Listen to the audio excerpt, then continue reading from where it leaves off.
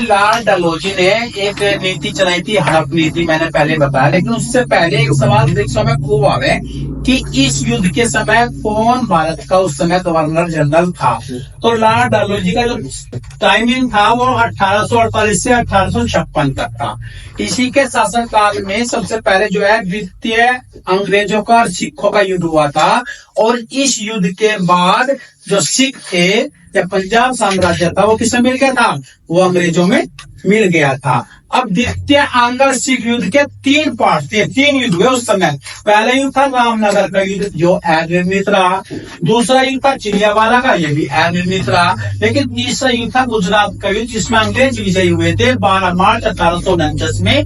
और इस दिन जो है सिख साम्राज्य पूर्ण रूप से अंग्रेजों में विलय हो गया था। और इसमें के बाद जो है एक सवाल आता है कि कोहिनूर हीरे के बारे में आपको पता है था मैंने पहले भी कि कोहिनूर हीरा अंग्रेजों के पास पहुंचा कैसे, कि उस समय जब दिलीप सिंह को जो पेंशन देकर भेज दिया गया था लंदन में, तो दिलीप सिंह ने जो वो कोहिनूर हीरा था उसके पास किसके पास चला गया था, डलहौजी। और डलहौजी ने वो हीरा महारानी विक्टोरिया को दिया जो आज भी बकिंगम पैलेस में रखा हुआ है इंग्लैंड के अंदर, ठीक है ना।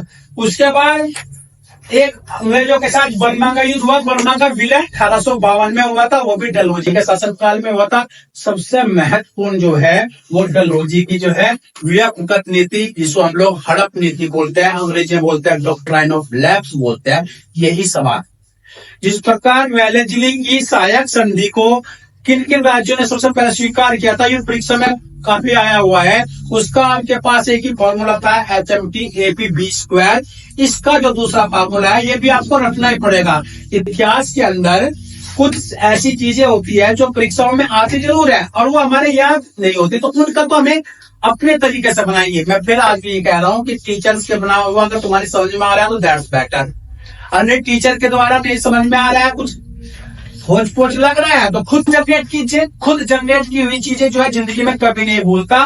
तो इसका जो है फॉर्मूला सारा जरा सबल बात उधर से ना, ये दिमाग में रहना। सारा आपको भी पता है, फिल्म एक्ट्रेस भी है सारा, है ना। तो सारा जो है सारा जरा संभल बाग उधर से ना। सारा मतलब सतारा। सबसे पहले जो हड़प नीति के अंतर्गत किसको कब्जा किया था, सतारा महाराष्ट्र के अंदर पड़ता है। जला से मतलब जयपुर या एक रियासत थी बुंदेलखंड में जो अपने उत्तर प्रदेश में पड़ता है, बुंदेलखंड क्षेत्र जो कि झांसी वाला जो क्षेत्र है ये बुंदेलखंड क्षेत्र के अंतर्गत ही आता है। इसकी एक रियासत थी जयपुर। इसके बाद संबलपुर जो कि उड़ीसा में पड़ता है। उसके बाद बाघ से बघाट जो कि हिमाचल प्रदेश में पड़ता है। उधर से उदयपुर जो कि एमपी में पड़ता है। यहाँ से ले लिया हमने झांसी के बाद वाला शहर, तो यहाँ पे झांसी और झांसी के बाद नागपुर है। यही क्रम जो है परीक्षाओं में बार बार आता है कि डलहौजी की व्यक्तिगत नीति के अंतर्गत कौन कौन से राज्य जो है अंग्रेजी शासन में मिले हैं उनको क्रम से लगाइए। इसी बीच मैंने एक बात और लिखी है इसमें कि 1850 में सिक्किम का विलय हुआ था। सिक्किम का विलय देखिए क्या कहानी बनी थी। 2 अंग्रेज डॉक्टर सिक्किम पहुंच गए और वे अंग्रेज डॉक्टरों के साथ दुर्व्यवहार, ये कहते हैं अंग्रेज की इन्होंने हमारे साथ दुर्व्यवहार किया। केवल इसी वजह से सिक्किम को जो है इसने क्या कर लिया, कब्जे में ले लिया। दूसरा 1856 में अवध को कब्जे में लिया। अवध कब्जे में लेने का कारण क्या कि वह थारे बस का सरकार चलानी है नहीं, यानी कुशासन का आरोप लगाया और कुशासन का आरोप लगाकर जो है अवध को इन्होंने कब्जे में ले लिया। तो डलहौजी की यह व्यक्तिगत नीति थी। यही इसके अंतर्गत जो है भारत के जो छोटे छोटे रियासतें उन पर कब्जा करना शुरू अवध पर कब्जा कर लिया। तो मैंने बताया था कुशासन का आरोप लगाया था और वाजिद अली शाह उस समय अवध का नवाब था, उससे कहा कि तेरे बस का सरकार चलानी नहीं है। जो अवध मतलब जो वर्तमान में अयोध्या यानी उत्तर प्रदेश क्षेत्र, समझ में वर्तमान में क्या था, उत्तर प्रदेश क्षेत्र जो है वो अवध के क्षेत्र के अंतर्गत ही आता था। तो खन्ना इसने कलकत्ता से मेरठ में ट्रांसफर कर दिया। ये भी का सवाल आता है कि कहां से ट्रांसफर हुआ, कलकत्ता से मेरठ। और तीसरा इसने ग्रीष्मकालीन राजधानी क्या बनाई, शिमला बनाई।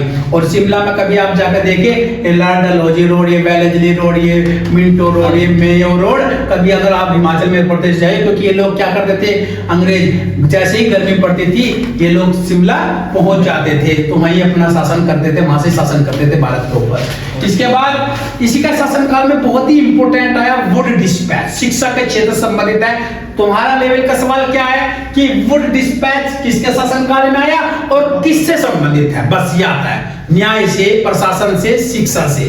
तो किससे संबंधित है? शिक्षा से।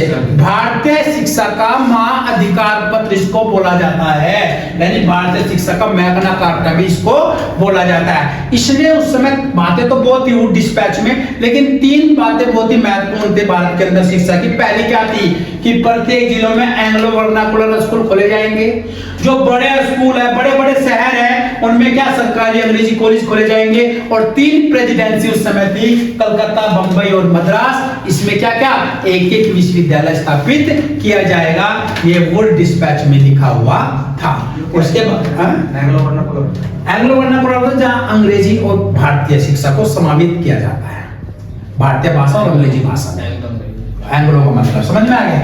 इसके बाद इसमें एक आया था पोस्ट ऑफिस एक्ट 1856 में, पोस्ट ऑफिस है और डाक टिकट प्रचलन प्रक्रिया इसी के शासनकाल में होती। सवाल परीक्षा में आता भी है कि डाक टिकट प्रचलन किसके शासनकाल में होता? लॉर्ड डलहौजी के। सबसे बड़ा खेल इसने क्या खेला? भारत में रेल सेवा का जनक इसको माना जाता है।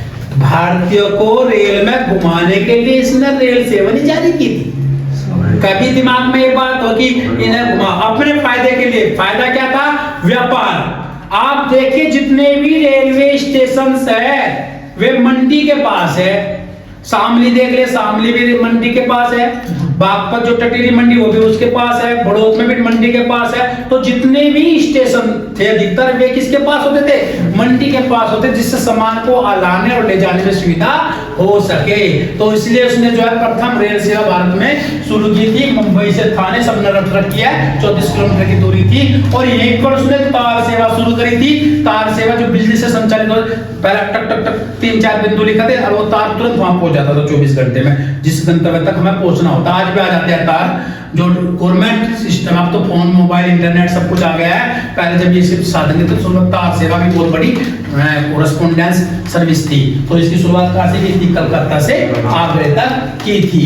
एक और खेल खेला इसने 1853 में। कंपनी में जो अधिकारी कहते हैं, पहले तो क्या अधिकारियों के अनुभव और उसकी योग्यता के आधार पर जो है कंपनी अधिकारियों को नियुक्त कर देती थी। लेकिन इसने क्या किया कि नहीं भाई, इसके लिए क्या होगा? एक प्रतियोगिता परीक्षा की जाएगी। जैसे आज के वर्तमान में IAS की परीक्षा होती है जो सब लोग सेवा आयोग करता है, तो उसी IAS की परीक्षा को जो है इसने संचालित किया 1853 में। अगर भारतीयों की बात कीजिए तो प्रथम भारतीय था जिसने IAS की परीक्षा पास की थी, वो था सत्येंद्रनाथ टैगोर। और 1922 में ये तय कर दिया गया था कि भारत में भी इसकी परीक्षा का आयोजन किया जाएगा।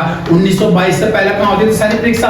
लंदन में होती थी। 1922 में तय किया गया था कि भारत में इलाहाबाद और इंग्लैंड में लंदन, दोनों में एक साथ जो है IAS की परीक्षा की जाएगी। ये था लॉर्ड डलहौजी।